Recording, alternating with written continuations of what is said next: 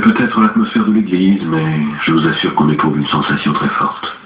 L'idée que tout s'écoule, et que là, seulement, en haut, existe l'unique point immobile de l'univers. Pour qui n'a pas la foi, c'est une façon de retrouver Dieu, et sans mettre en question sa propre mécréance, parce qu'il s'agit d'un pôle néant. Vous savez, pour les gens de ma génération qui ont avalé des désillusions au déjeuner et au dîner, ça peut être réconfortant. La mienne de génération a avalé plus de désillusions. Présomptueux. Non, pour vous, ça n'a été qu'une saison. Vous avez chanté la Carmagnole et puis vous vous êtes retrouvés en Vendée. Ça passa vite. Pour nous, ça a été différent. D'abord le fascisme, même si nous l'avons vécu dans notre enfance, c'était un roman d'aventure, mais les destins immortels étaient un point immobile. Ensuite, le point immobile de la résistance. Surtout pour ceux qui, comme moi, l'ont regardé de l'extérieur et en ont fait un rite de végétation. Le retour du printemps, un équinoxe, ou un solstice, je confonds toujours. Puis pour certains, Dieu, et pour d'autres, la classe ouvrière, et pour beaucoup les deux. Il était consolant pour un intellectuel de penser qu'il y avait l'ouvrier beau, sain, fort, prêt à refaire le monde. Et puis vous l'avez vu vous aussi, l'ouvrier existait encore, mais pas la classe. Ils ont dû l'assassiner en Hongrie. Et vous êtes arrivé, pour vous, Casaubon. Ça a été naturel, peut-être, et ça a été une fête. Pas pour ceux de mon âge. C'était la reddition des comptes. Le remords, le repentir, la régénération. Nous avions fait défaut et vous arriviez à porter l'enthousiasme, le courage, l'autocritique. Pour nous qui avions alors 35 ou 40 ans, ça a été un espoir, humiliant mais un espoir. Nous devions redevenir comme vous, quitte à recommencer du début. Nous ne portions plus la cravate, nous jetions nos trench coats aux orties pour nous acheter un duffel-coat usé. Il y en a qui ont démissionné de leur travail pour ne pas servir les patrons. Il alluma une cigarette et feignit de feindre de la rancœur pour se faire pardonner son abandon. Et vous avez cédé sur tous les fronts. Nous, avec nos pèlerinages pénitentiaux sur les lieux où les Allemands massacraient antifascistes et juifs, nos catacombes ardéatines, nous refusions d'inventer un slogan pour Coca-Cola parce que nous étions antifascistes. Nous nous contentions de 4 sous chez Garamond parce que le livre, au moins, est démocratique, lui. Et vous, à présent, vous vous vengez les bourgeois que vous n'avez pas réussi à pendre. Vous leur vendez vidéocassettes et fanzines. Les crétinisez avec le zen, l'entretien de la motocyclette. Vous nous avez imposé au prix de souscription votre exemplaire des pensées de Mao. Et avec le fric, vous êtes allé vous acheter des pétards pour les fêtes de la nouvelle créativité. Sans honte. Nous avons passé notre vie à avoir honte. Vous nous avez trompés. Vous ne représentiez aucune pureté. Ce n'était qu'une poussée d'acné juvénile.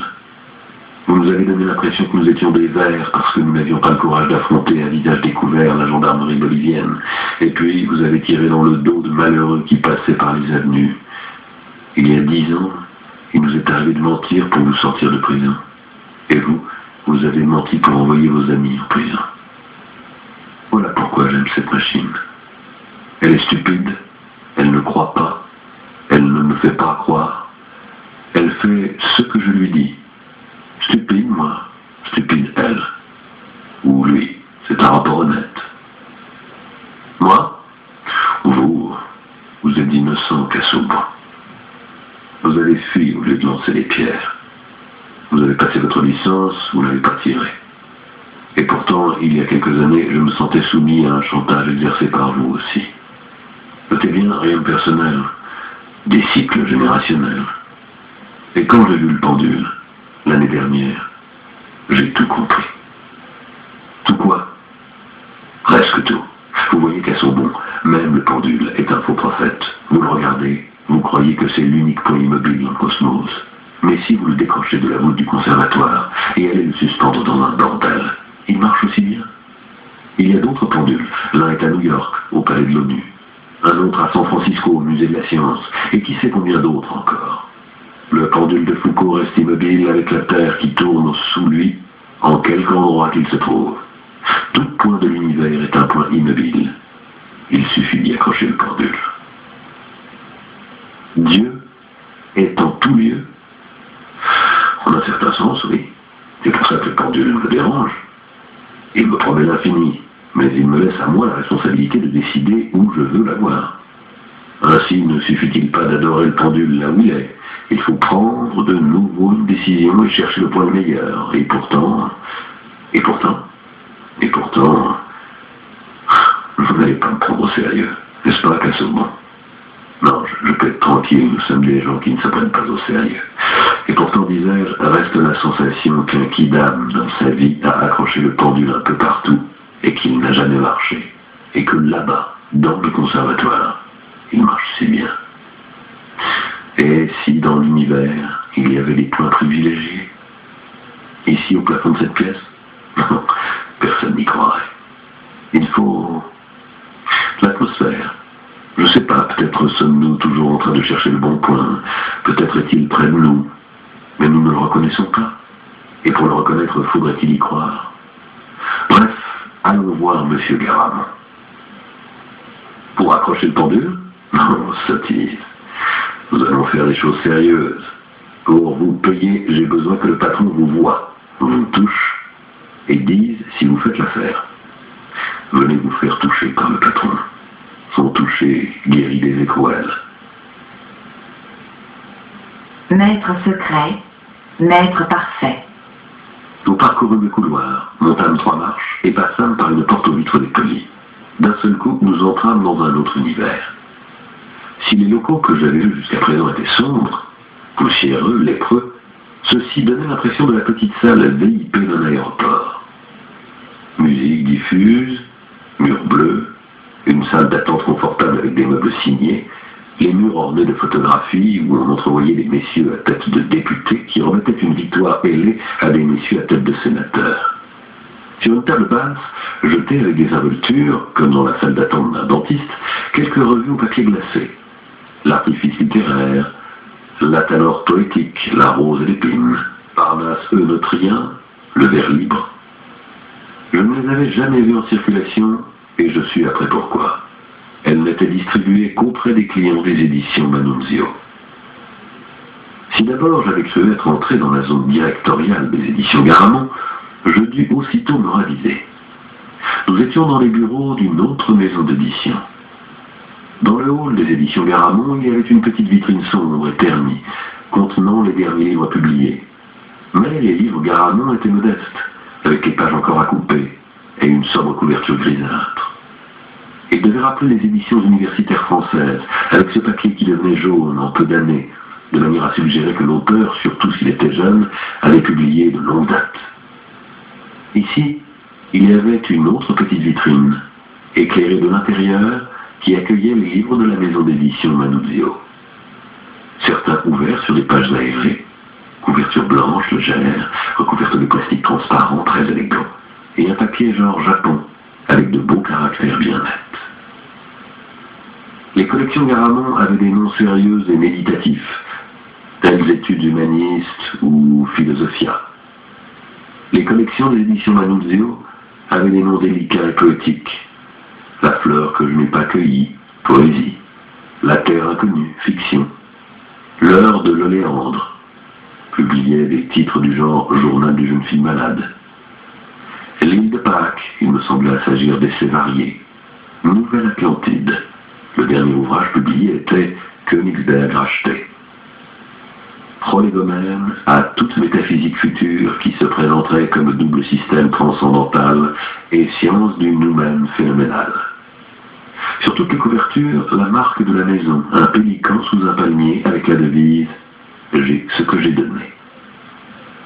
Belbon fut vague et synthétique. Monsieur Garamond possédait 2 maisons d'édition, voilà tout.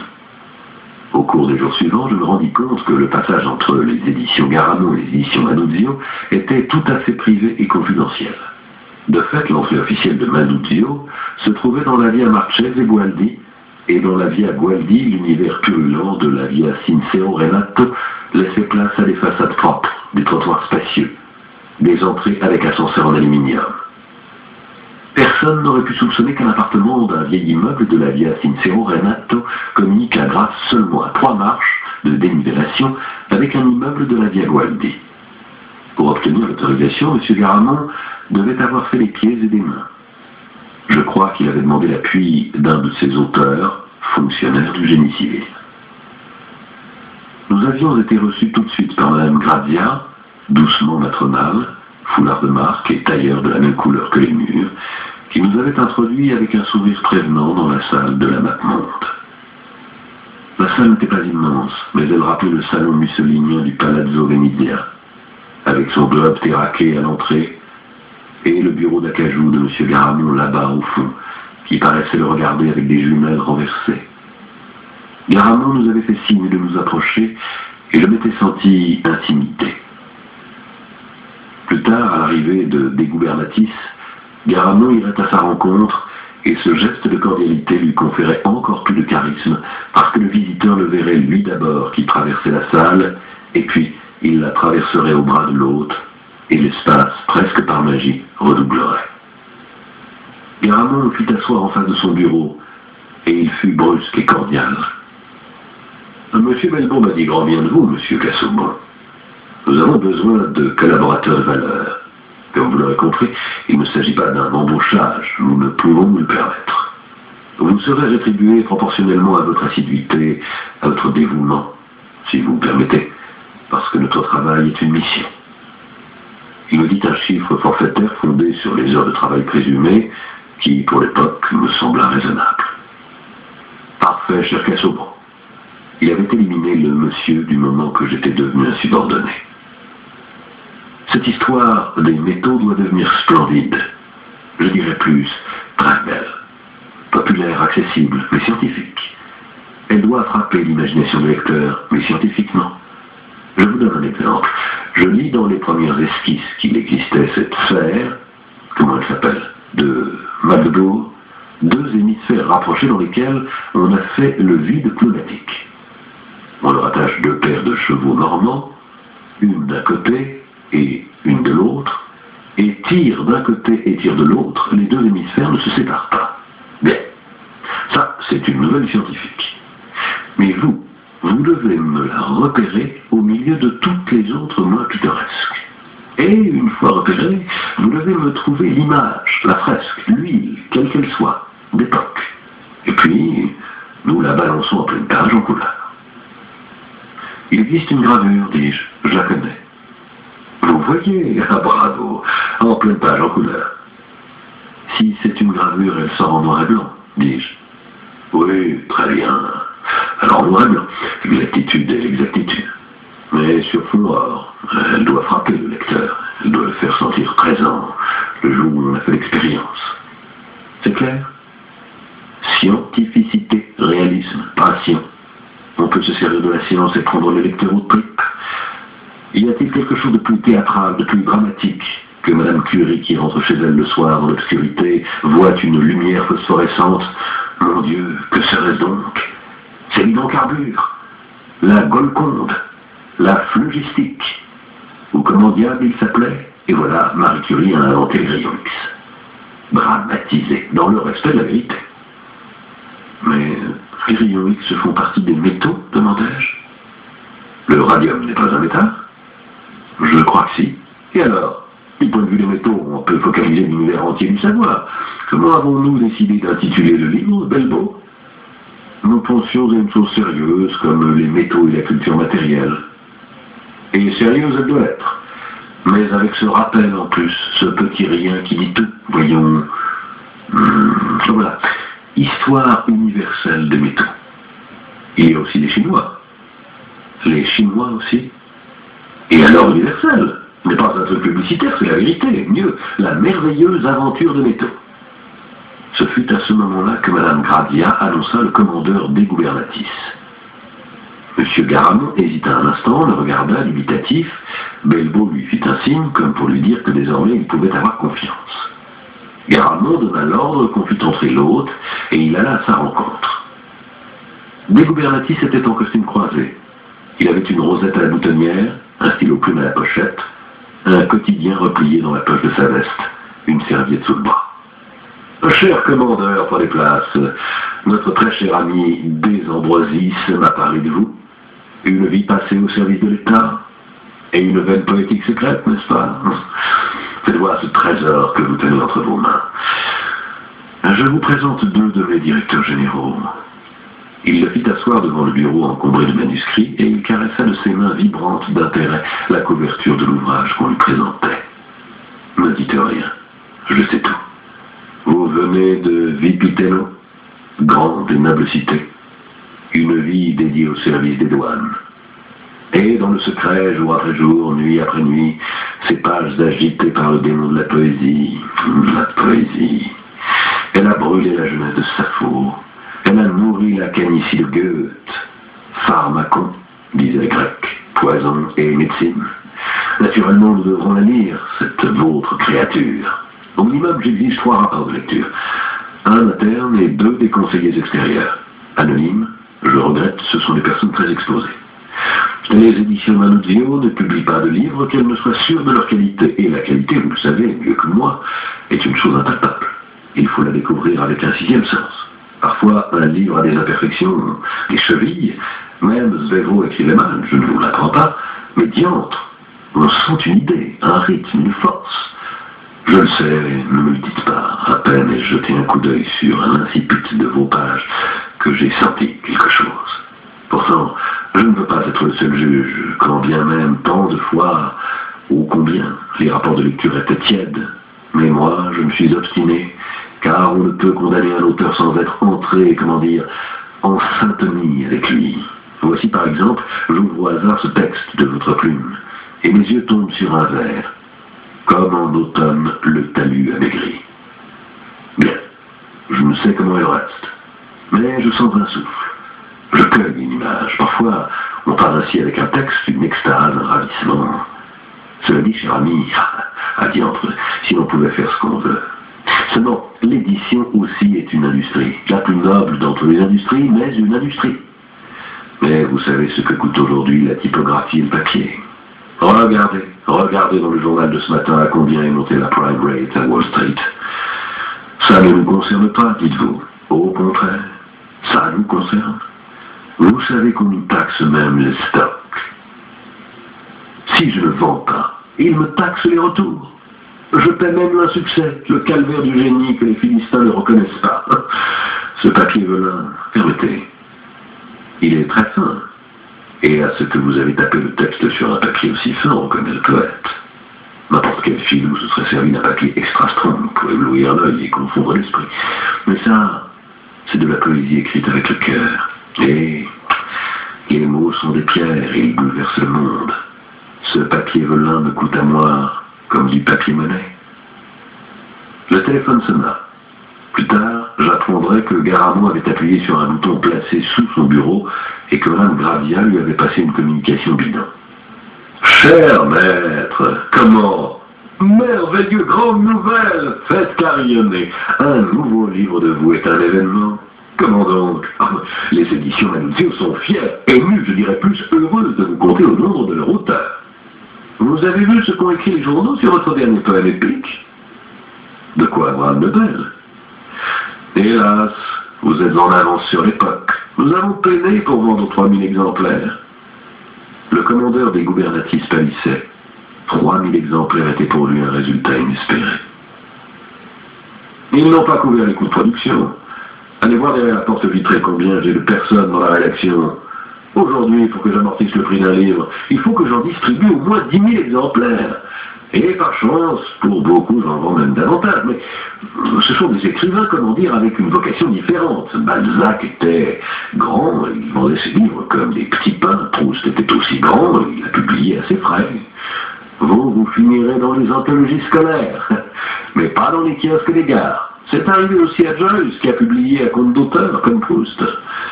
Des livres comme les vôtres, je peux m'en permettre un tous les 2 ou 3 ans. Donnez-moi 3 années de temps. Suivit une longue pause. Sur le visage de Garamo se peignit un douloureux embarras. Comment? À vos frais? Non, ce n'est pas pour la somme.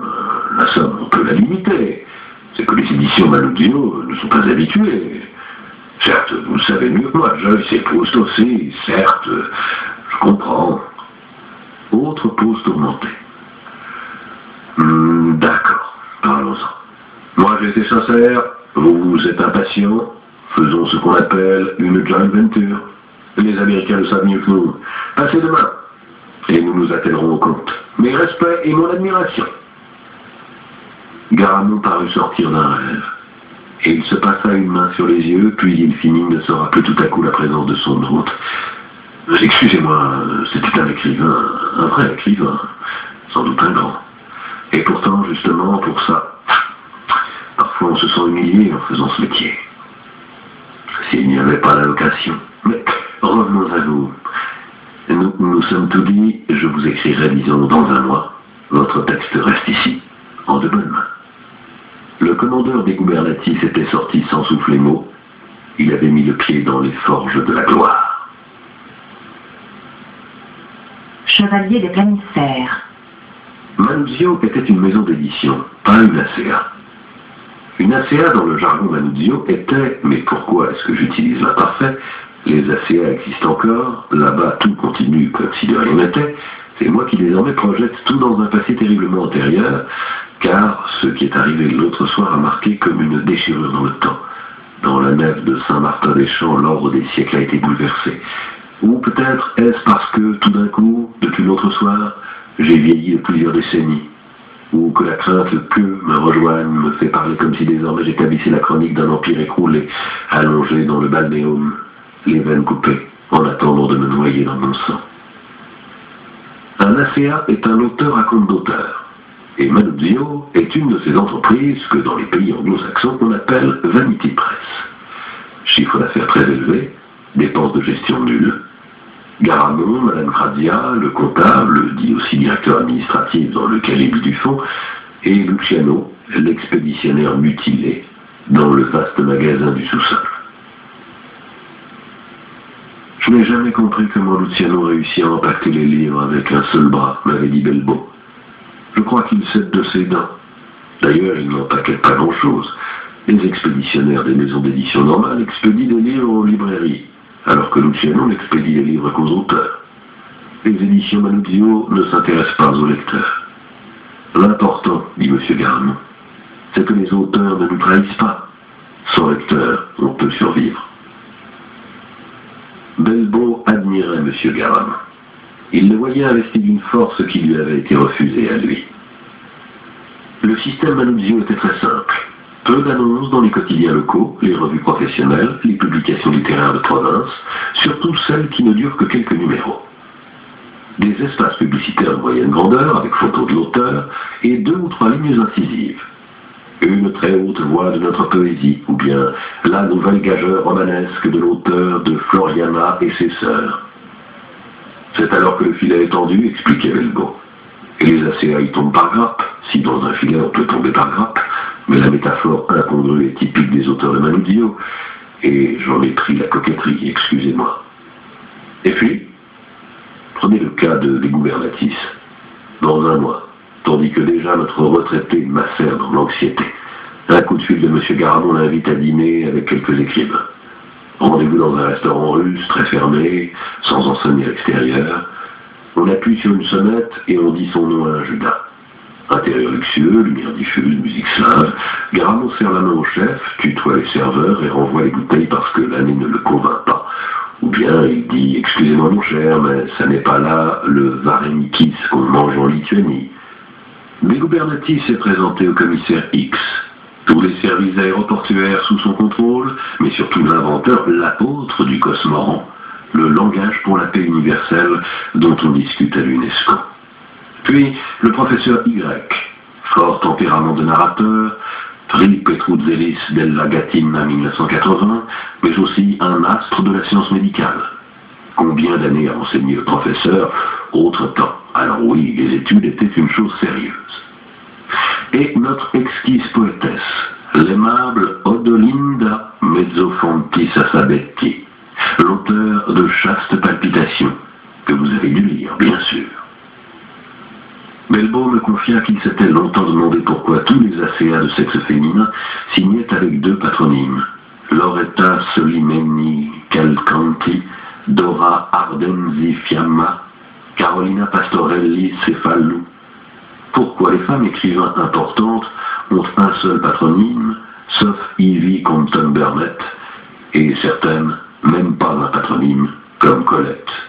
Et une ACA s'appelle Odelinda Mezzofanti Sasabetti. Parce qu'un véritable écrivain écrit par amour de son œuvre, et peu lui importe d'être connu sous un pseudonyme, voire Nerval, tandis qu'un ACA veut être reconnu par ses voisins, par les habitants de son quartier, et du quartier où il habitait avant. À l'homme, son nom suffit, pas à la femme, parce qu'il y a ceux qui la connaissent sous son nom de jeune fille, et ceux qui la connaissent en tant que femme mariée. C'est pour cela qu'il utilise deux noms. Bref, soirée danse d'expérience intellectuelle. Dégubernatis aura l'impression de boire un cocktail de LSD. Il écoutera les cancans des commensaux, l'anecdote savoureuse sur le grand poète notoirement impuissant, et qui même, comme poète, ne vaut pas grand-chose. Il jettera les regards brillants d'émotion sur la nouvelle édition de l'encyclopédie des Italiens illustres, que Garamond fera apparaître à l'improviste, en montrant la page au commissaire. Vous avez vu, mon cher, vous aussi vous êtes entré dans le Panthéon. Oh, pure justice. Belbeau m'avait montré l'encyclopédie. Il y a une heure, je vous ai secoué les puces. Mais personne n'est innocent. L'encyclopédie, c'est notre exclusivité. Adieu Talévy et à moi. Je vous jure cependant que ce n'est pas pour arrondir notre salaire. C'est une des choses les plus amusantes au monde. Et chaque année, il faut préparer la nouvelle édition mise à jour. La structure est plus ou moins de ce type. Un article se réfère à un écrivain célèbre, un article à un ACA, et le problème est de bien calibrer l'ordre alphabétique et de ne pas gaspiller de l'espace pour les écrivains célèbres. Voyez par exemple la lettre L. Lampedusa, Giuseppe Tomasi di 1896-1957. Écrivain sicilien, il a vécu longtemps ignoré et devint célèbre après sa mort pour son roman Le Guettard.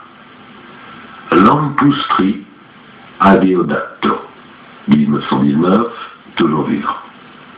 Écrivain, éducateur, combattant, une médaille de bronze en Afrique orientale, penseur, romancier et poète. Sa figure se dresse comme celle d'un géant dans la littérature italienne de notre siècle. Lampustri s'est révélé dès 1959 avec le premier volume d'une trilogie de grande envergure, Les Frères Carmassi, histoire dessinée avec réalisme cru et haut souffle poétique d'une famille de pêcheurs de Lucani. À cette œuvre, qui fut distinguée en 1960 par le prix Petruzzellis della Gatina, s'ajoutèrent dans les années suivantes Les Congédiés bien remerciés et La Panthère aux yeux sensibles, qui, peut-être davantage que la première œuvre, donne la mesure de la vigueur épique, de l'étincelante imagination plastique, du souffle lyrique de cet incomparable artiste. Diligent fonctionnaire ministériel, Lampustri est estimé dans son milieu comme une personne d'une impeccable intégrité, père et époux exemplaire, très subtil orateur. Dégubernatis expliqua Belbeau en viendrait à désirer avoir sa place dans l'encyclopédie. Il l'avait toujours dit que la cote des très célèbres était truquée, une conspiration de critiques complaisants. Mais surtout, il comprendra qu'il est entré dans une famille d'écrivains qui sont en même temps directeurs d'institutions publiques, cadres supérieurs dans une banque, aristocrates, magistrats. D'un seul coup, il aura élargi le cercle de ses connaissances. Et s'il doit demander un service, il saura maintenant à qui s'adresser. Monsieur Garamond a le pouvoir de faire sortir Dégubernatis de sa province, de le projeter au sommet. Vers la fin du dîner, Garamond lui dira à l'oreille de passer le lendemain matin chez lui. Et le lendemain matin, il vient? Vous pouvez en jurer. Il passera une nuit sans sommeil, en rêvant la grandeur de Adeato Lampustri. Et puis, le lendemain matin, Garamond lui dira « Hier soir, je n'ai pas osé en parler pour ne pas humilier les autres. Quelle chose sublime. Je ne vous dis pas les rapports de lecture enthousiastes, je dirais plus, positifs. Mais moi-même, en personne, j'ai passé une nuit sur vos pages. Livre pour prix littéraire, grandiose, grandiose. » Il reviendra à son bureau, frappera de la paume sur le manuscrit, maintenant froissé et usé par le regard amoureux d'au moins 4 lecteurs, froisser les manuscrits est la tâche de Madame Gradia, et il fixera la CA d'un air perplexe. Alors, que faisons-nous? Alors, que faisons-nous demandera Dégubernatis. Et Garamond dira que sur la valeur de l'œuvre, il n'y a pas à discuter une seconde, mais qu'il est clair que c'est une chose en avance sur notre temps, et quant aux exemplaires, on n'ira pas au-delà des 2000, 2005 au maximum. Pour des Gubernatis, 2000 exemplaires suffiraient à couvrir toutes les personnes qu'il connaît. L'ACA ne pense pas en termes planétaires, ou bien sa planète est faite de visages connus, de camarades d'école, de directeurs de banque, de collègues enseignants du même collège, de colonels en retraite. Toute personne que l'ACA veut faire entrer dans son monde poétique, y compris ceux qui ne voudraient pas, comme le charcutier ou le préfet. Devant le risque que Garamond se rétracte, après que tout le monde, chez lui, dans son gros bourg, au bureau, sait qu'il a présenté son manuscrit à un grand éditeur de Milan, des Gubernatis alignera des chiffres. Il pourrait vider son compte en banque, faire un emprunt à son employeur, demander un prêt, vendre ses rares bons du trésor, Paris ou bien une messe. Il offre timidement de participer aux frais. Garamond se montrera troublé, ce n'est pas l'usage chez Manuzio, et puis, allez, affaire conclue, vous m'avez convaincu, au fond, Proust et Joyce ont dû se plier à la dure nécessité, les coûts sont du temps, nous en imprimons 2000 exemplaires pour le moment, mais le contrat sera pour un maximum de 10 000, calculez que 200 exemplaires vous reviennent en hommage, pour les envoyer à qui vous voulez, 200 sont pour le service de presse parce que nous voulons faire à la tâche digne de l'Angélique des Golons, et nous en distribuons 1600 dans les librairies. Et sur ces exemplaires, vous le comprenez, aucun droit pour vous, mais si le livre marche, nous réimprimons et là, vous avez le 12%. Par la suite, j'avais vu le contrat type que des Gubernatis désormais en plein truc poétique devaient signer sans même le lire, tandis que l'administrateur se plaindrait que M. Garamond avait mis trop bas la barre des frais. 10 pages de clauses encore 8, traduction étrangère, droits annexes, adaptation pour le théâtre, la radio et le cinéma, édition pour les aveugles en braille, cession du résumé aux rigueurs des gestes, garantie en cas de procès en diffamation, droit d'auteur d'approuver les changements de conseiller d'édition, compétence du tribunal de Milan en cas de litige. L'ACA devait arriver épuisé, l'œil maintenant perdu dans des rêves de gloire, aux clauses délétères où il est dit que le livre est tiré au maximum à 10 000 sans que soit mentionnée une quantité minimum, que la somme à payer n'est pas liée aux exemplaires tirés, dont il n'a été qu'oralement question, et surtout, dans un an, l'éditeur a le droit d'envoyer au pilon les invendus, à moins que l'auteur ne les reprenne à la moitié du prix de couverture. Signature. Le lancement devait être satrapique, communiqué de presse de 10 pages, avec biographie et ses critiques, aucune pudeur, aussi bien dans les rédactions des journaux, on le jetterait au panier. Impression effective, 1000 exemplaires en feuillet volant, dont seulement 350 reliés. 200 à l'auteur, une cinquantaine à des librairies secondaires et réunies en consortium, 50 aux revues de province, une trentaine aux journaux pour conjurer le mauvais sort, au cas où il leur resterait une ligne dans la rubrique des livres reçus. Leur exemplaire, ils l'enverraient en cadeau aux hôpitaux ou aux prisons. Et on comprend pourquoi les premiers ne guérissent pas et les secondes ne rachètent pas. Dans le courant de l'été arriverait le prix Petruzzellis della Gattina, créature de Garamond. Coût total, gîte et couvert pour le jury, 2 jours, et niqué de Samothrace en vermeil. Télégramme de félicitations des auteurs Manuzio. Viendrait enfin l'heure de vérité, 1 an et demi après. Garamond lui écrirait: « Mon cher ami, je l'avais prévu, vous êtes sorti avec 50 ans d'avance. Des recensions, vous avez vu à l'appel, prix et applaudissements de la critique, ça va sans dire. Mais fort peu d'exemplaires vendus. Le public n'est pas prêt. Nous sommes contraints de désencombrer le magasin selon les termes du contrat, si inclus, ou au bilan, ou vous les achetez à la moitié du prix de couverture, comme vous en avez le privilège. » Des Gubernatis devient fou de douleur. Ces paroles consolent. Les gens ne te comprennent pas. Pour sûr, si tu faisais partie de leur clan, si tu refilais des dessous de table, à cette heure même, le Corriere t'aurait fait un article. Tout ça, c'est une mafia pour résister. Des exemplaires en hommage. Il n'en reste plus que 5. Et il y a encore tant de personnes importantes à enrichir spirituellement. Tu ne peux permettre que ton œuvre aille au pilon pour faire du papier hygiénique. Voyons, combien on peut gratter. Ce sont des sous bien dépensés. On ne vit qu'une fois. Disons qu'on peut en acheter 500 exemplaires. Pour le reste, Sic transit gloria mundi. Chez Manuzio, 650 exemplaires sont restés, en feuillet volant. M. Garamond en relit 500 et les envoie contre remboursement. Bilan, l'auteur a payé généreusement les coûts de production de 2000 exemplaires, Les éditions Manuzio en ont imprimé 1000 et en ont relié 850, dont 500 ont été payés une seconde fois. Une cinquantaine d'auteurs par an, et les éditions Manuzio arrêtent toujours leur bilan avec de fortes sommes portées à l'actif. Et sans remords, elles distribuent du bonheur. Les lâches meurent maintes fois. J'ai toujours perçu une contradiction entre le dévouement avec lequel Bellebaud travaillait sur ses respectables auteurs Garamond, cherchant à en tirer des livres dont il fut fier, et la piraterie avec laquelle non seulement il collaborait à circonvenir les pauvres types des éditions Manuzio, mais envoyait via Gualdi ceux qu'il jugeait imprésentables chez Garamond, comme je l'avais vu essayer de le faire avec le colonel Ardenti. Je m'étais souvent demandé, en travaillant avec lui, pourquoi il acceptait cette situation. Pas pour de l'argent, je crois. Il connaissait suffisamment bien son métier pour trouver un travail mieux payé. J'avais cru pendant longtemps qu'il le faisait parce qu'il pouvait ainsi parfaire ses études sur la bêtise humaine et d'un observatoire exemplaire. Ce qu'il appelait stupidité, le paralogisme imprenable, l'insidieux délire déguisé en argumentation impeccable le fascinait. Et il ne faisait que le répéter. Mais c'était là aussi un masque.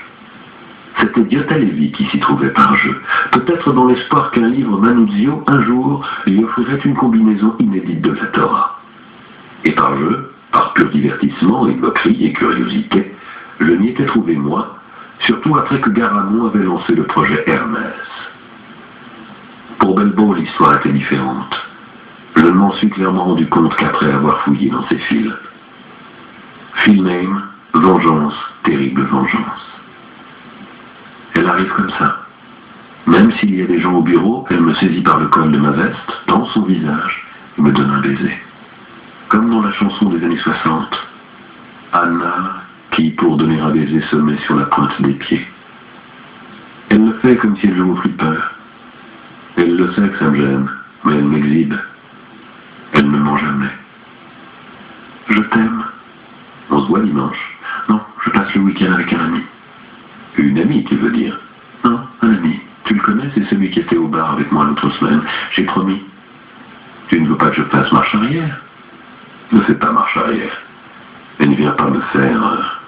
Je t'en prie, je dois recevoir un auteur. Un génie à lancer?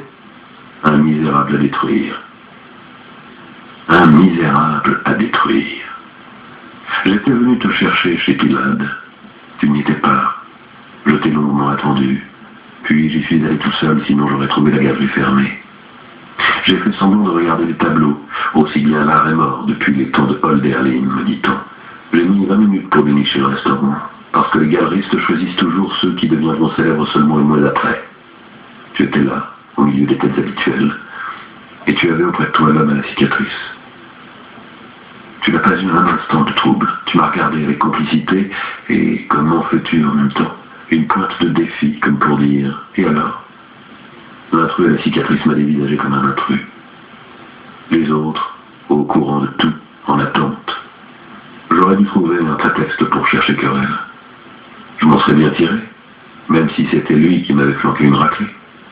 Ils savaient tous que tu étais là avec lui pour me provoquer, moi. Que juste provoquer ou non, mon rôle était assigné. De toute façon, je me donnais en spectacle. Spectacle pour spectacle, j'ai choisi la comédie légère. J'ai pris part avec amabilité à la conversation en espérant que quelqu'un admire mon self-control. L'unique à m'admirer, c'était moi. On est lâche quand on se sent lâche. Le vengeur masqué. Comme Clark Kent, je prends soin des jeunes génies incompris, et comme Superman, je punis les vieux génies justement incompris.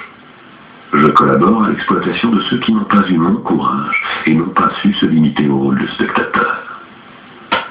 Possible. Passer sa vie à punir ceux qui ne sauront jamais qu'ils ont été punis.